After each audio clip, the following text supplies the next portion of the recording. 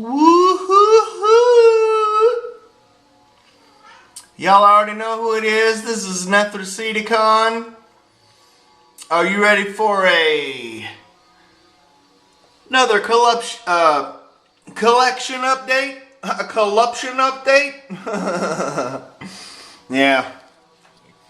Alright. Let's see what we got.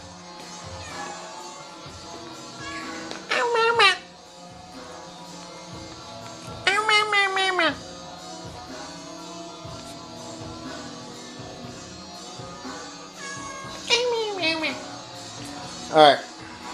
So, first of all,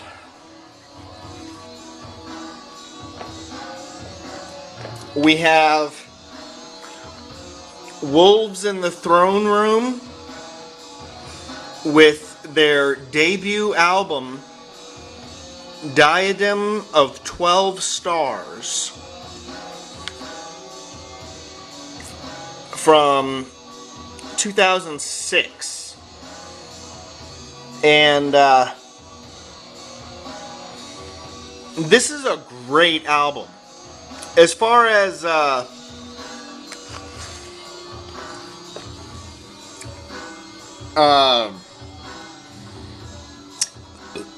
United States black metal, this is really, I can't even tell you what it sounds like another band or anything. It's just, I mean, it's just Wolves in the Throne Room. They have their own unique sound. It's very thrashy. It's very lo-fi recordings. And the way they laid it down, I'm sure they rehearsed the songs, but I mean, it sounds like this is the first time that they're playing it. You know, I mean, it's so raw. It sounds like you're there in the rehearsal space with them. Very black metal blasting. There is some slower parts to it, some doomier stuff, but the guitar tone is good, the vocals are good, the drumming is outstanding, and plus it comes in a 6-panel digipack, which I love. So yeah, actually all these releases are going to be from Wolves in the Throne Room. So this is their, I think they had a demo in 2005, and that demo caught the attention of the boys in Sun at Southern Lord Records. And I think they released their album Two Hunters in 2007 on Southern Lord because they were so impressed. So if you have never listened to Wolves in the Throne Room, you really should check it out if you're into black metal, of course.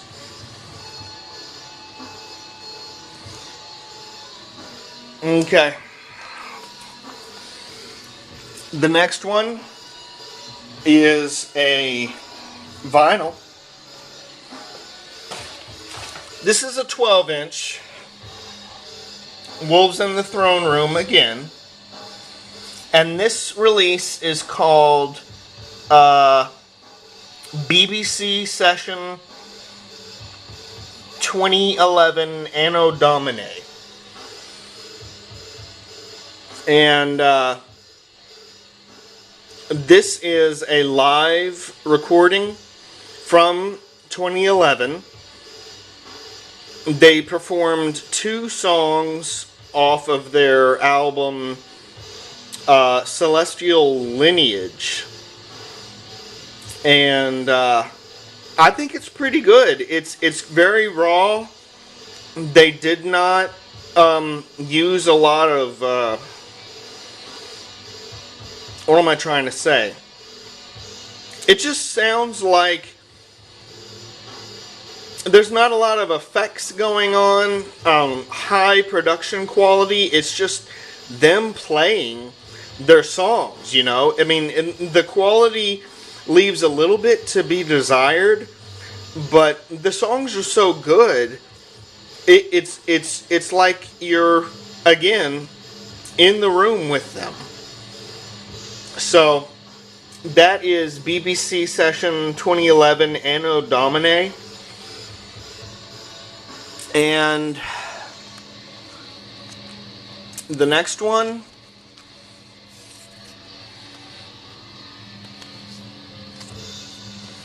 is that you can see their logo is pretty sick. That's Wolves in the Throne Room. This is live at Roadburn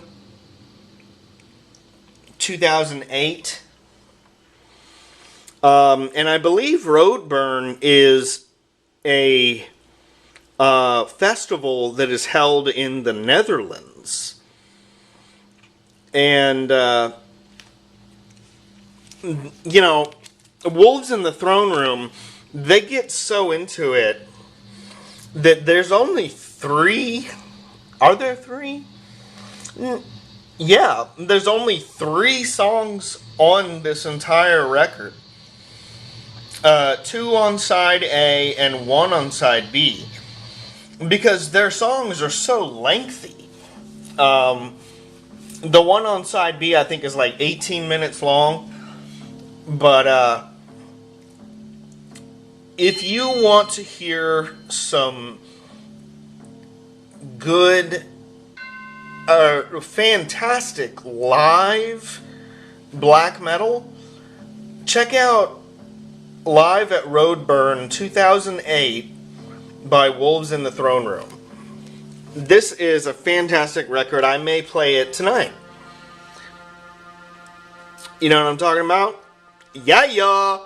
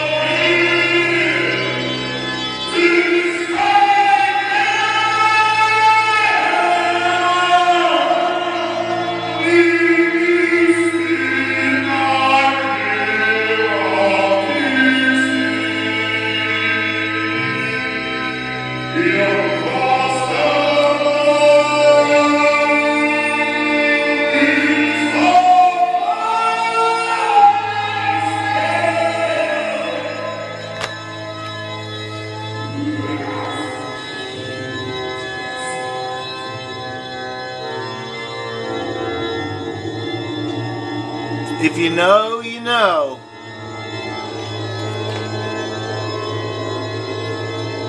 What we are currently listening to is Sun.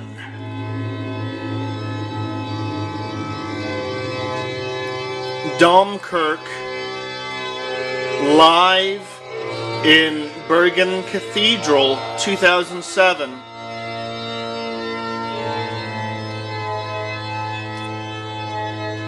This is actually the second time that I have bought this double album.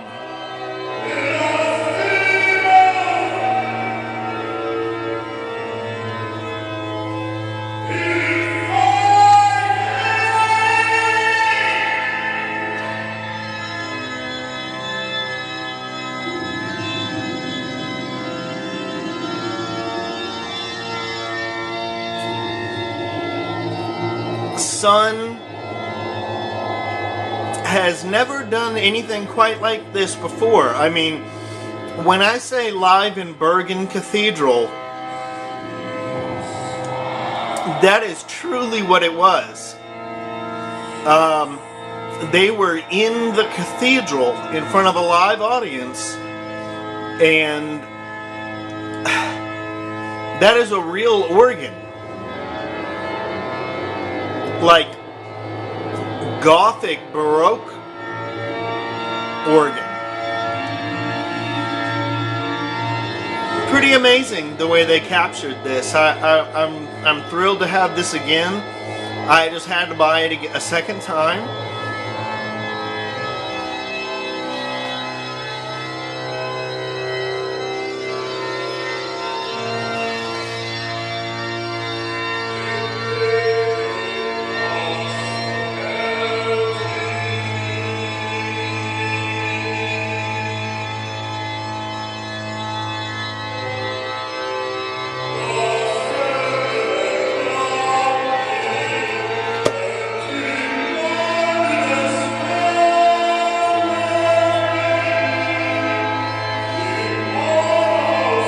You all should really get familiar with Sun.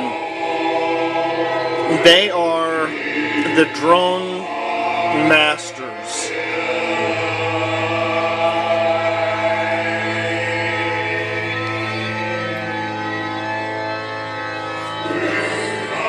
And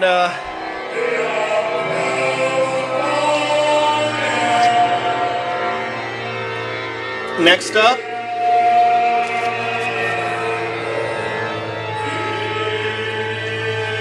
King Diamond with Voodoo.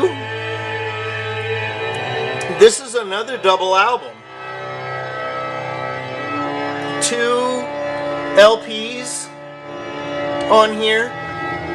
I also really like The Graveyard, and I'll be getting that one soon. But this is great to listen to late at night. It just gets you in a spooky frame of mind.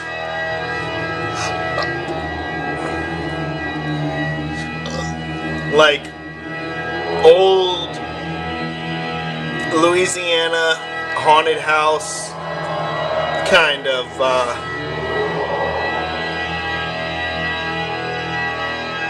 I don't know. And then his falsetto metal vocals are just amazing. The whole band is amazing. I love King Diamond.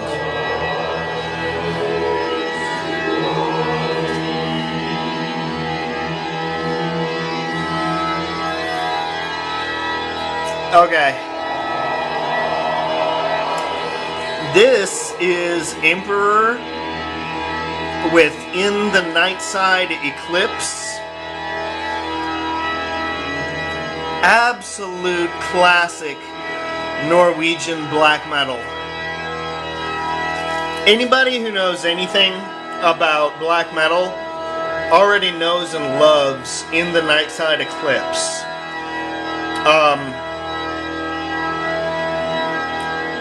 Early Emperor like this and anthems to the Wilkin at Dusk, and even their live stuff is really good. Emperor Live is pretty impressive. This is from 1994. So, pretty early on for this style, especially for symphonic black metal. Emperor was really one of the first ones, and their sound pretty much became a template for symphonic bands like, I mean, I'm sure they influenced Cradle of Filth a little bit, but, okay. Now, this next one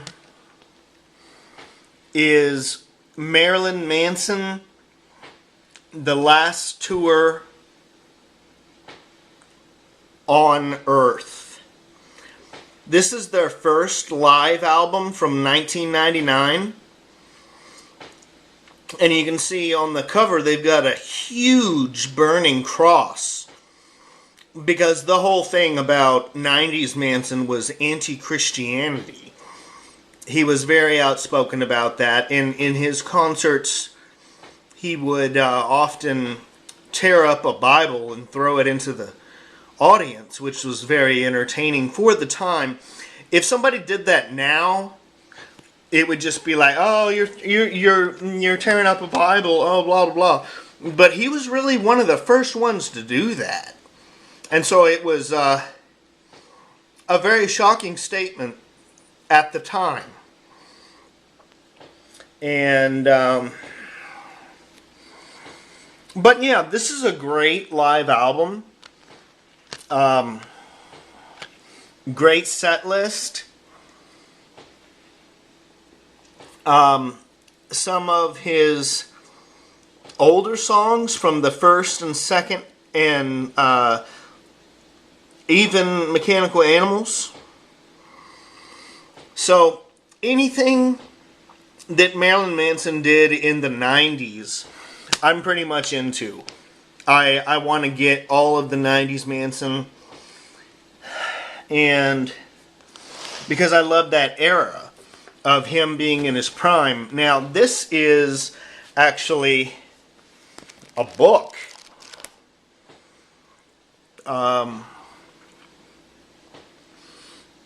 This is Marilyn Manson autobiography that he did with Neil Strauss, The Long Hard Road Out of Hell. This came out in 1998, and I have actually read this book like 2 or 3 times now because I found it so fascinating. It chronicles his early childhood as a young boy, growing up, and what happened to him in school. He went to a private Christian school, just like I did, actually. My mom wanted me to have a better education, so she sent me to Incarnate Word Academy in Corpus Christi, and I got mixed up with dope and was more interested in chasing girls than I was studying, so I ended up getting expelled from private Catholic school. And I'm an only son, just like Marilyn Manson is. So I find a very particular kinship with Brian because of the way we grew up, and it talks about him forming the Spooky Kids in Florida. I actually lived in Florida when I was younger. About the same time that of course I was 5, 6 years old, so I didn't know about this kind of underground music stuff. But he actually started out as a journalist, interviewing people. And then it talks about the recording of his first album, and then obviously getting to Antichrist Superstar. And to have not all artists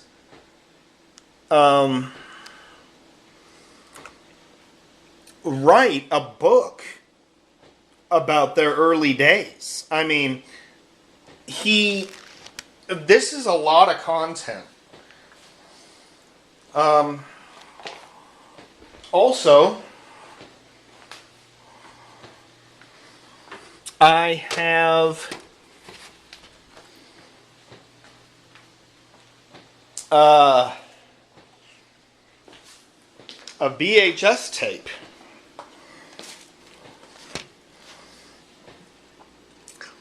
Marilyn Manson, Dead to the World. This is on VHS.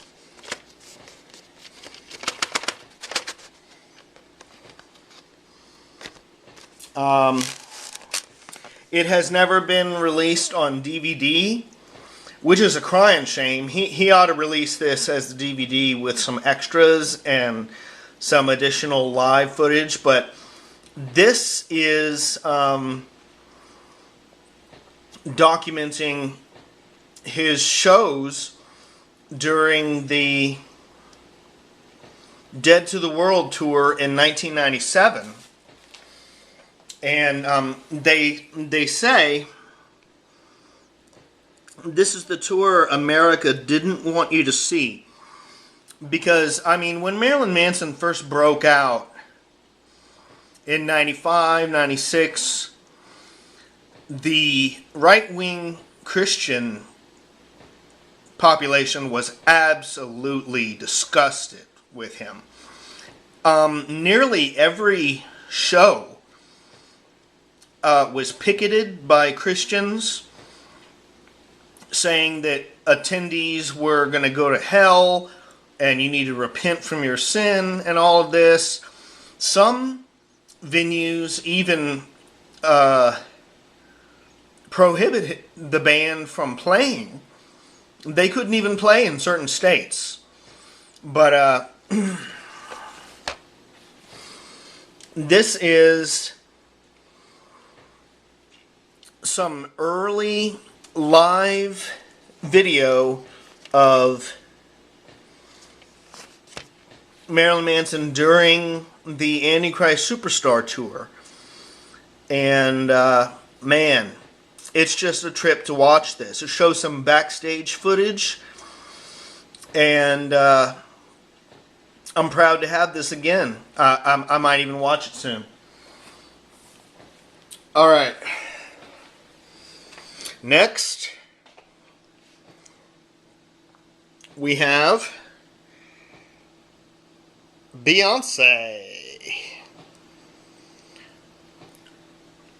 And this is her album from 2013. And there's no track listing on the back or anything. It's just, it's not titled. It's just Beyonce is the name of the album. And she did not promote this in any way. I remember when this first came out, I was living in an apartment.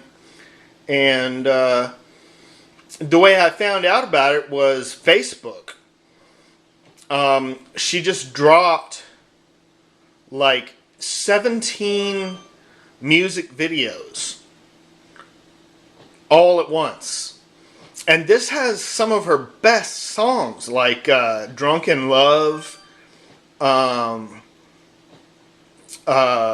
Flawless, Blow, and there are several collaborations on here, like she did a song with Drake. And this particular version has a CD with the album and a DVD with all of the music videos, which she calls it audio and then visual.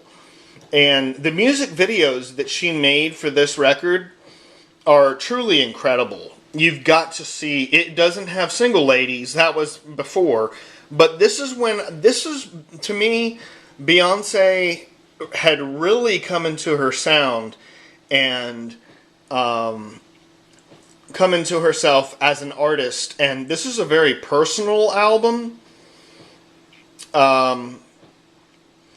talking about at this time there were rumors that Jay-Z might be cheating on her. I mean, of course, I don't know if he actually did. Maybe a little bit. I wouldn't put it past him. But I mean, this has great stuff. This is her really, really being emotional, and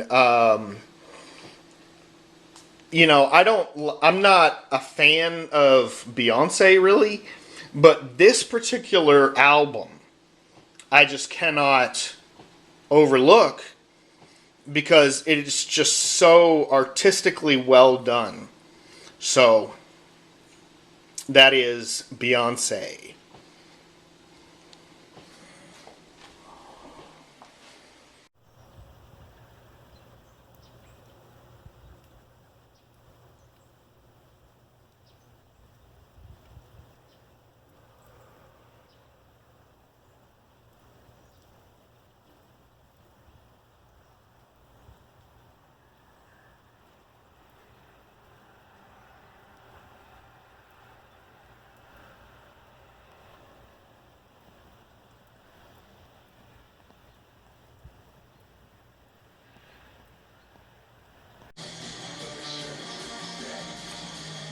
Alright, y'all.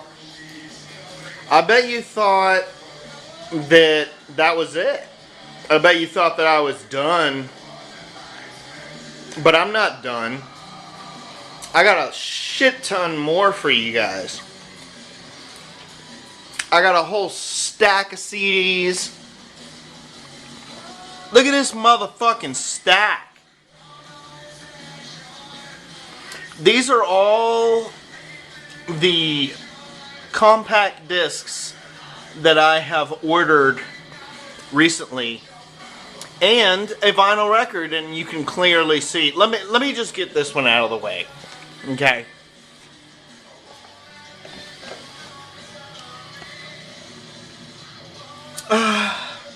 Okay. This is Pink Floyd, The Wall. And I really have to say, this is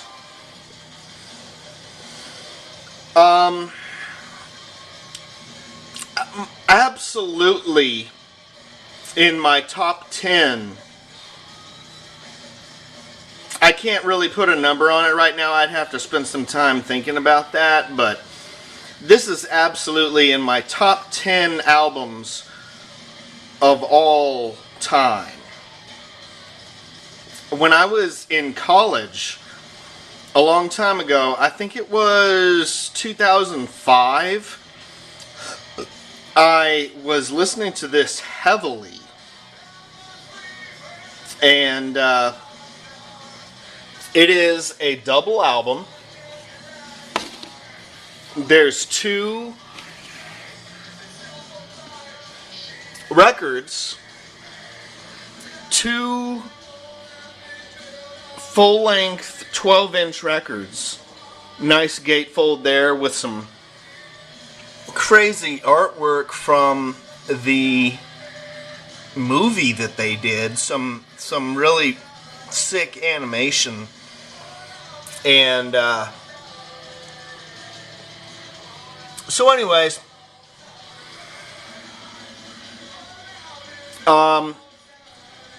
Pink Floyd obviously did Dark Side of the Moon, but The Wall is not only their only double album they ever well, actually that's not true. They did Uma Guma also, which was a double album. But anyways, The Wall was recorded in 1979, and they did extensive touring for this and put on live shows that were very theatrical, including a huge wall that at the very end they blew up or knocked over or something. But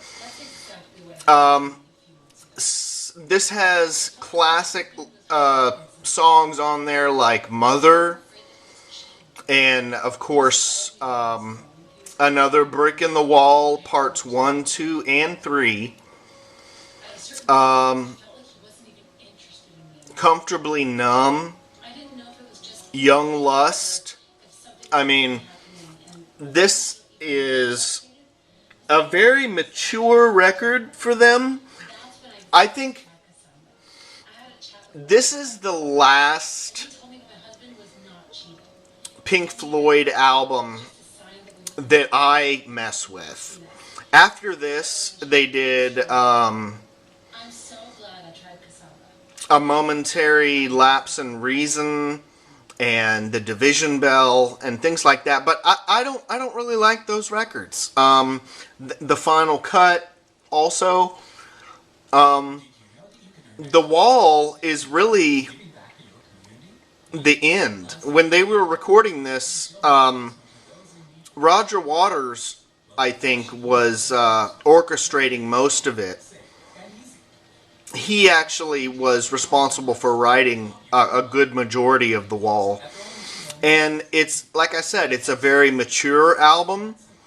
A lot of people probably don't even like it very much. They just can't, I mean, musically it's hard not to like it, but some of the subject matter that it deals with is, severe isolation, very, very intense feelings of even delving into suicidal ideation, infidelity, and fascism and racism, and just, it really tugs on my heartstrings, and some parts of it are just exuberant and really, really uplifting, and some parts of it are just sink you down into the depths of despair and just crushes you on the inside. But all in all, it's a very, very satisfying album for me. Like I said, it is in my top 10 albums of all time. I just really love it. Along with Smashing Pumpkins' Melancholy and the Infinite Sadness. It's on that same level. But anyways, we need to get into these CDs because there's a lot of them. Okay. This is Slipknot with Iowa. Their album from 2001. And I don't know. I just had to get this because if you are a fan of Slipknot, if you're a fan of Slipknot, you know that Iowa is probably their darkest album. Dark in the sense that they were riding the wave of their first self-titled album in 2000, 2001, and they just blew up with popularity, and they didn't know how to handle it. So they let out all their anger and all their rage on Iowa. And we've all heard the stories about Corey Taylor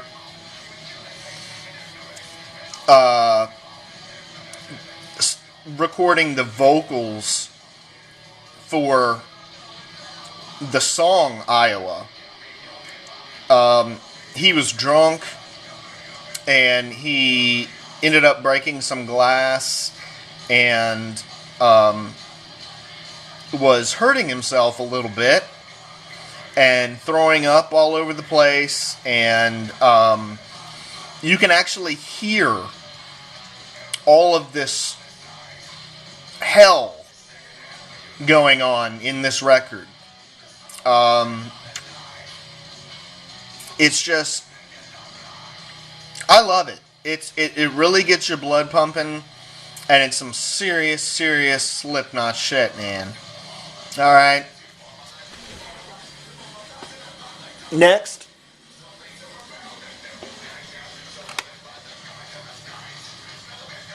This is Opeth from Sweden with Morning Rise, 1996. This is their second full-length record. And this one is notable because all of the songs, there's 5 songs on this album, and they're all very long. One of them is 20 minutes long. So it's a rather long album as well. It's over an hour. And there's a lot of great instrumentation on this. A lot of clean singing, and this really is some good Opeth material. If you want to get into Opeth, I would recommend Morning Rise or Still Life. Okay. Next.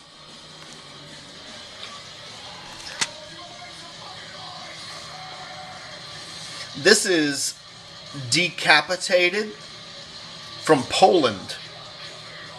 And this is their record, The Negation, that they released in 2004. And I really love this record because it is so unbelievably heavy. I mean, I dare you to listen to The Negation and not bang your head. I dare you. You can't do it. It's so unbelievably heavy. The guitar work on this, some of the solos are really, really cool. The vocals are powerful as ever. Sauron was a really great vocalist for them back then. And Vitek's drumming is just otherworldly. The guy was a machine. You know, Vitek passed away in a bus accident, I think. And that's really tragic because who knows what great music he would have gone on to do.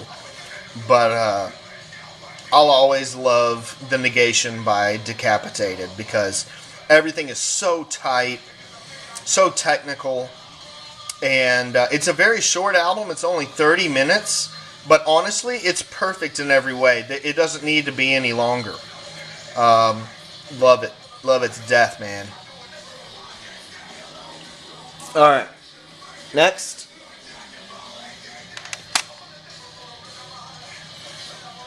We have my man Rob Zombie with Hellbilly Deluxe 2.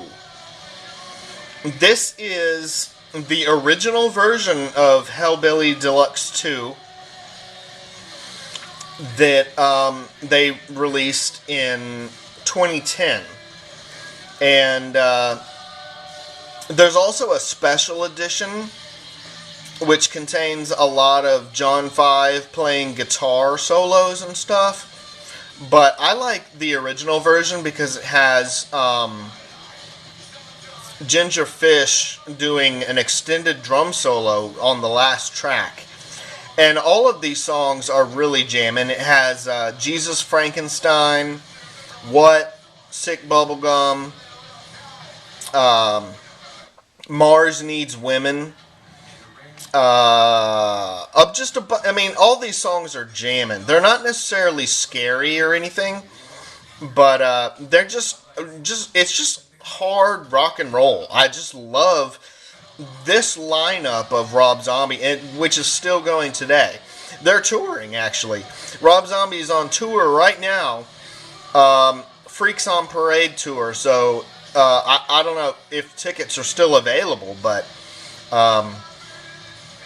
I don't think I can make it. But all 4 guys are still in the band. They're all doing it. And I just love Rob Zombie, of course. I have all his records. And this is a really good one, too. Hellbilly Deluxe 2. Alright, next. This is Typo Negative with Bloody Kisses from 1993. And this is Typo Negative's breakout album. I can't tell you, when, like in the 90s, like 96, 97, I would sit up in my room listening to the radio, and I can't tell you how many times I heard Black Number One played on the radio. It's very heavy, very gothic style. Typo Negative was obviously from, I'm pretty sure they're from New York, Brooklyn, or something like that. And, or Staten, Long Island, something like, you know, right around there. But this has Christian Woman, and that was another breakout song for them. They made music videos for it, you know, back when people made music videos. I don't even know. Anyways, this is the classic Typo Negative record. If you're a fan, you already have this. But I had to get it. So, next. Okay, this is Skepticism from Finland with Alloy. Their full-length album from 2008. And this is, to me, my favorite Skepticism record. What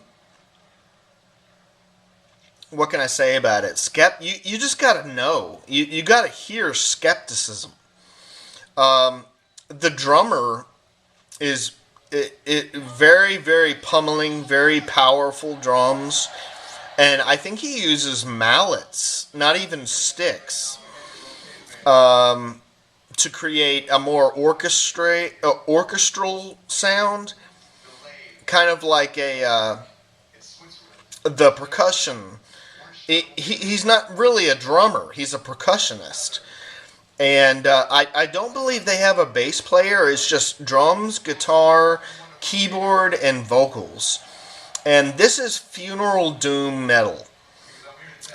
So, check it out, man. Skepticism, Alloy.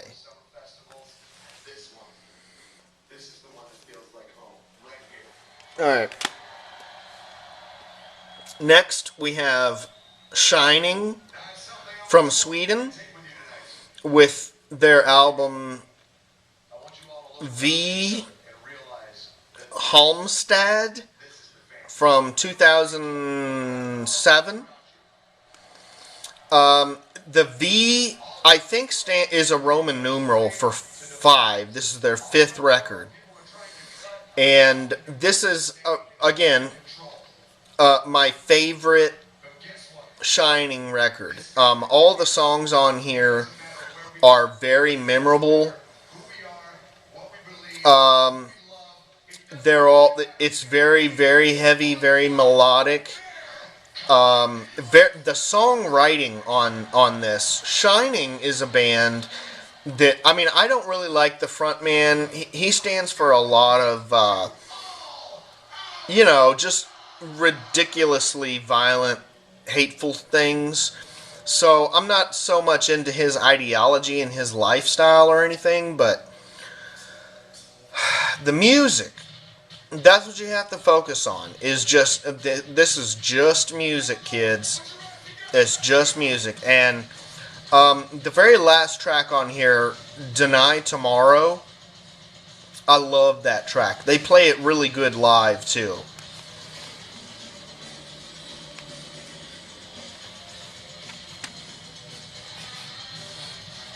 Okay.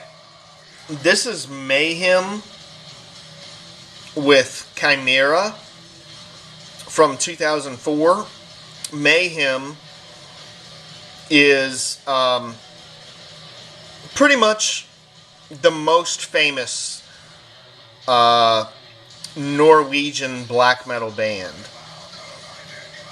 But the only thing is, Chimera is an album that I feel goes overlooked because people pay more attention to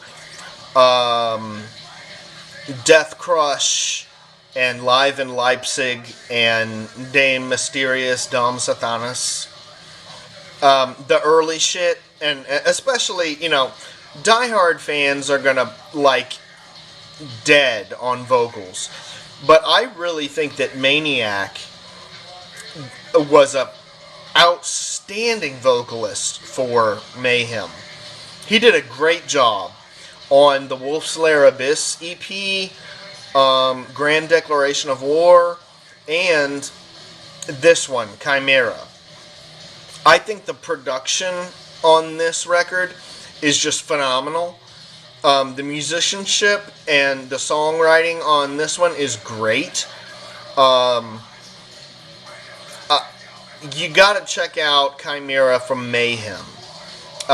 It's very, it's ugly, but it's very clean in the way that they recorded it.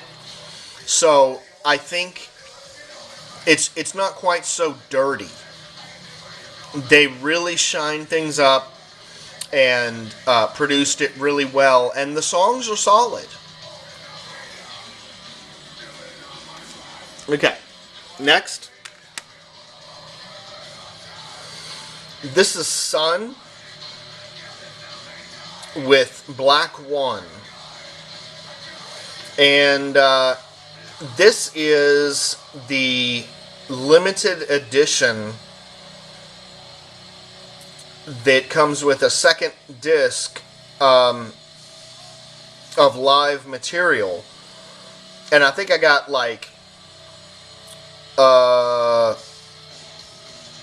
number 400 and something. I can't remember. The sticker's gone. But as far as Sun material goes, they had a lot of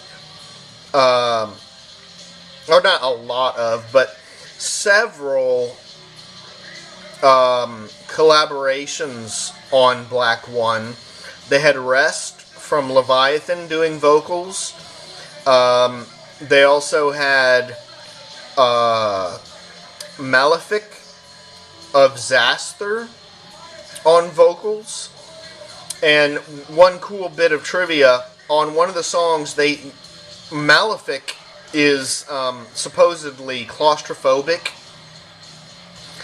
and in order to capture his best performance, they put him in a coffin with a microphone, and he was doing vocals in the coffin. And I can't imagine what that would have been like for a claustrophobic guy to be locked in such a tight space like that. But the guitar tone and the songwriting here is really exceptional. I love Black One. This is 2005 Sun. Check it out, man. You don't have to get the special edition, but I wanted to get the live material also because I'm a collector. Okay.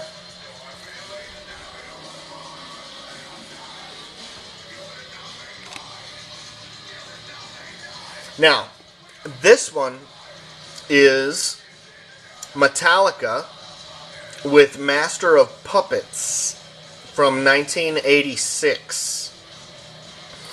And this came with a hype sticker on it that says that this is the top-selling heavy metal record of all time.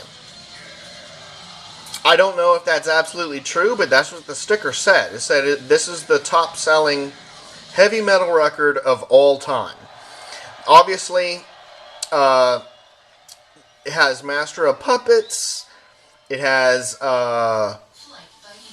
Disposable Heroes, Sanitarium, Orion, classic instrumental that they played. Very, very classical in its composition. This is the final record that Cliff Burton played on before he died. And so I wanted to get... I now have all of the Metallica records that Cliff Burton played bass on. I like the early Metallica shit. I think that many people will agree. Okay?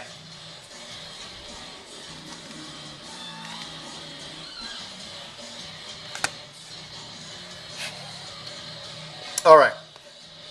This is Funeral from Norway. And this is a double disc.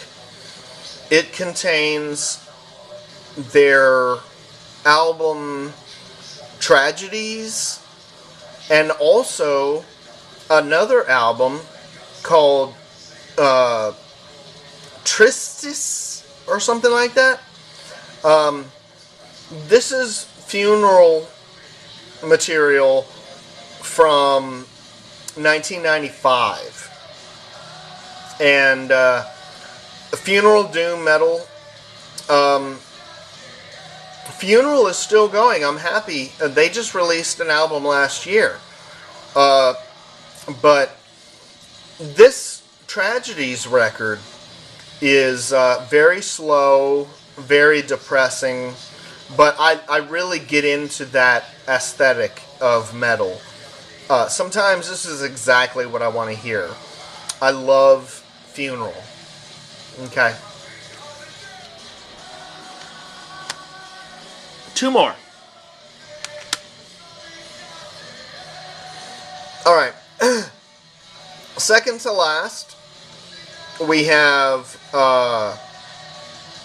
Emperor from Norway with their album Anthems to the Wilkin at Dusk.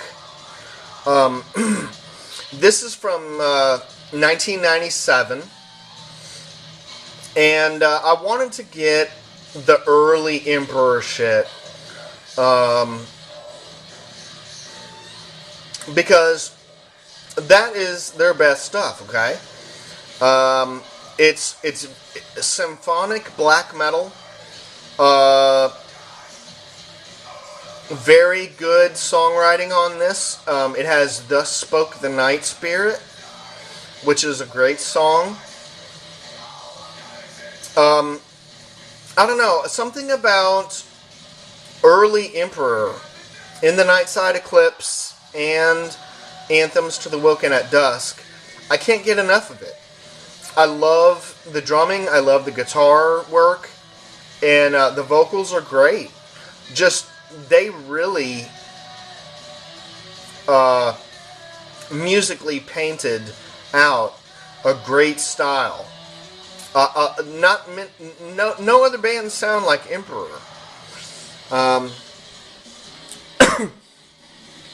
And finally,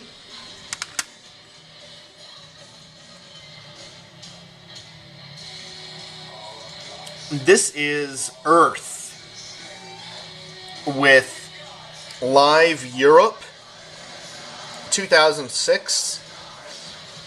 Earth is a drone group that has been going for a long time.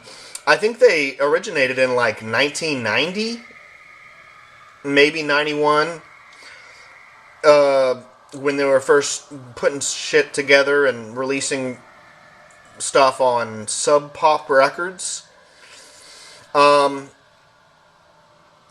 And I really loved this era. In 2005, 2006, 2007 of Earth, because this is right around the time they released Hibernaculum. And I really like when they came back with their new slow Western-esque type style. It's very slow. It's all instrumental. There's no vocals at all. And I also like it because the drummer is a woman. I think that's cool. There's not, you don't see. I mean, I'm sure there's a lot of female drummers out there. Whoop whoop! Shout out to the female drummers. But I don't know. You just don't see female drummers in bands that often. And when there is one, I stop and listen to her, and I'm like, hey, she's got some serious beats going on. And anyways, this is Earth Live Europe 2006, and that concludes the physical portion of the update.